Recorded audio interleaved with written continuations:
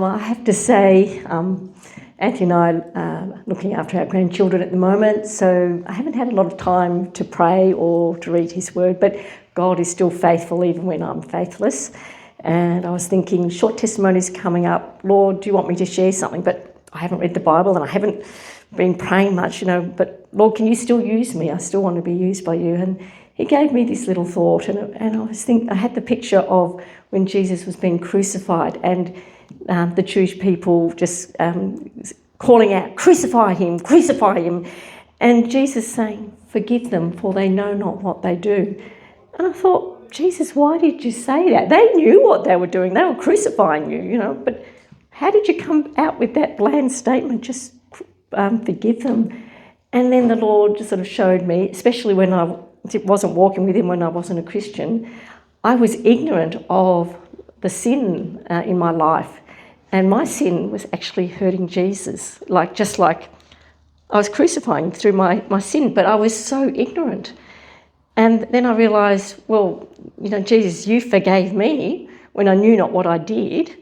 And when I became a Christian, gave my heart to Jesus, I became very convicted of my sin. And even more so as I walk with the Lord, I become more aware of my sin and more wanting to please God and not to go sin's way.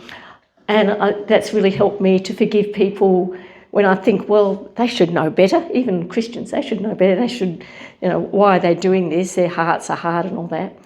And then the Lord said, well, you can do something about that. First of all, be like me, Jesus, and forgive them, for they know not what they do. People's eyes can be blinded in certain areas spiritually, and they're not aware of the sin in their hearts. What we can do is, first of all, we need to forgive, and secondly, we can pray that God soften their hearts and that the Holy Spirit comes to convict them of the sin in them, so that they will not want to sin. They won't want to hurt Jesus with their sin. We're not to judge those people who are there, calling out, crucify him. In fact, we've all, in our sin, we've all crucified him, even in small ways. Sin is sin. But that's really just helped me to forgive others and pray that God soften their hard hearts, because, the prince of this world has can even blind the hearts of Christians in certain areas, and we need to always forgive. And that means 70 times 7. We do that, but remember to pray that God soften their hearts no matter what, and that especially as Christians, that they be convicted of their sin so that they sin no more in that area. Okay, so hopefully you're blessed by my message.